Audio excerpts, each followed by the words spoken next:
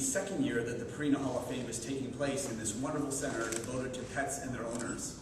And Causeway is now the permanent home for the Purina Hall of Fame, so it's the perfect place to celebrate this year's inductees. Before we go any further, I'd like to introduce myself. I'm Aaron Thomas. This is Dr. Mike Bondar, also known as Dr. Mike. Overall, it's such an exciting time, and for everybody who has a pet, just congratulations, and just keep doing the good work you do. You know, as a vet, I'm a huge believer also that veterinarians should be pet owners. It's no different than how I feel pediatricians should all have kids. And I have a couple of dogs of my own, two total opposites. I have a 9-year-old standard poodle who's lovely, sweet, and kind, and very gentle. And then I have a little crazy 2-year-old Boston Terrier who keeps me playing around and is a joy. My kids have two cute, adorable guinea pigs named Lily and Butterscotch. And we have two not-so-adorable Siamese fighting fish.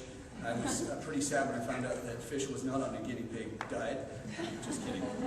But I also, the one thing that I find having pets myself is, pets give us something that no human can give us, and that's total unconditional love. You come home from a hard day's work, doesn't matter what you look like, what you smell like, or even how you talk to them, they're going to love you no matter what.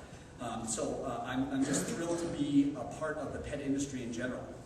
Now, we have a really exciting morning for you, and before we get to our inductee ceremonies, I'd like to invite to the stage Mary Chemiez. And Mary is a very famous person in these parts. She's the Purina Hall of Fame honorary curator. And since we're making shameless plugs for our own animals, Mary is the proud owner of 2 black Labrador retrievers, and their names are Indy and Oakley. Sorry, Mary. And aside from being a proud lab owner, she's also the executive director of the Purina Pet Care Legacy. And she has a real strong connection to the Purina Hall of Fame because she's been doing it now for over a decade. Storytelling is essentially a part of life, fundamental to most cultures. And why do we do it? Well, storytelling can sometimes help us make sense of the world, life experiences, hardships, and joyfulness. Storytelling can educate, comfort, and inspire. Stories help make sense of the insensible, help people explore new ways of doing and thinking. Storytelling can also often help us find meaning in grieving and loss. And the stories on the walls of the Purina Animal Hall of Fame are no different. They have included everything from the miraculous to the awe-inspiring and the heart-wrenching. Continuing in our commitment to storytelling are the amazing stories of 4 very special animals we are honoring and inducting into the Purina Animal Hall of Fame today. And you'll find out who they are very soon, I promise. Dr. Elizabeth Stone, Dean of the Ontario Veterinary College. Barbara Turnbull, a well-respected local columnist and social advocate. Jody Cowan, a longtime member of the pet media. And Ray Lau with ACE, last year's service animal inductee. We thank you for taking the time out of your busy schedules to lend your support to this very special ceremony. Welcome, Dr. Stone.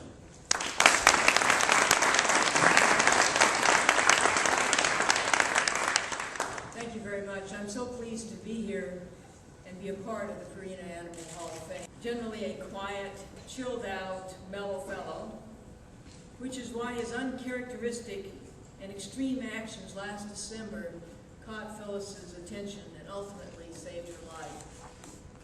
On December 9th, 2009, the forecast was calling for cold, as I might add, only Alberta might know cold, and snow and wind, so the Sjogrens loaded up with firewood and planned for a cozy weekend at home. But when the fire died out that Sunday night, the house cooled down quickly, and at 3 a.m. Phyllis got out of bed to a chilly home and turned up the thermostat, put her earplugs back in, and went back to bed. Marty rose and went off to work at 6 a.m. that morning. He didn't feel very well, but he assumed that he was coming down with mild flu or cold. Phyllis slept right through his departure.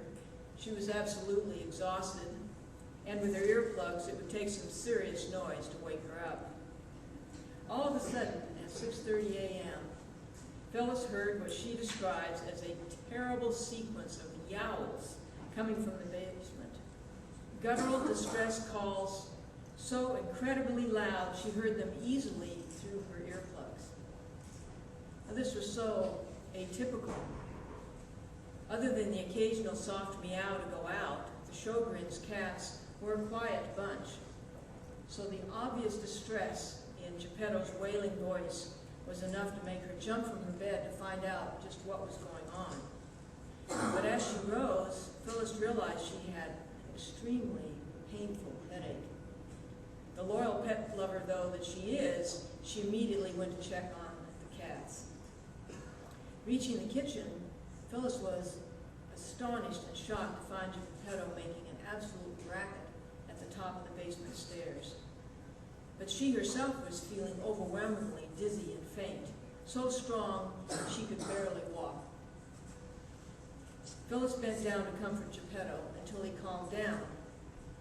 She was about ready to crawl back into bed when she thought maybe she should call Marty and get his opinion about her strange symptoms and this odd behavior of Geppetto.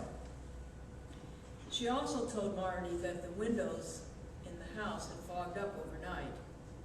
And as soon as Marty heard that, he said, "There's a carbon monoxide leak in the house. That's why the windows are foggy." He implored her to get out of the house immediately, go to the workshop and call a friend, to come open the windows and contact the gas company to investigate. Marty then called his father, George, who lives just down the road from them, and asked them to take Phyllis to his home. The Sjogren's family friend arrived and opened the windows and the doors. Next, Marty's dad arrived, picked Phyllis up and brought her back to his home. Last but not least, the gas company arrived and conducted a reading. Their investigation showed that Marty and Phyllis's house still contained 70% carbon monoxide, and that was after the windows and doors had been open for more than an hour. The gas company estimates that when Phyllis was sleeping, carbon monoxide levels were closely to 90%. Suffice it to say, that is at a deadly level. After hearing how much carbon monoxide was in the home, George and Marty insisted that Phyllis go to the hospital immediately. She did, and the doctors confirmed that earlier in the day she was on the verge of entering stage 3 carbon monoxide poisoning. There are 3 stages to carbon monoxide poisoning. 1 is mild sickness, 2 is extreme sickness, and 3 is death. So there is no question that Geppetto had awakened her just in the nick of time, and that she's alive today as a result. If he hadn't yowled and roused Phyllis from her sleep, the outcome would have been much, much worse. He may be a laid-back cat, but he knew just when to use his voice, and a loud voice at that, when it was time for him to save his owner's life. Cool cat, yes. Loyal cat, absolutely. Hero, without a question.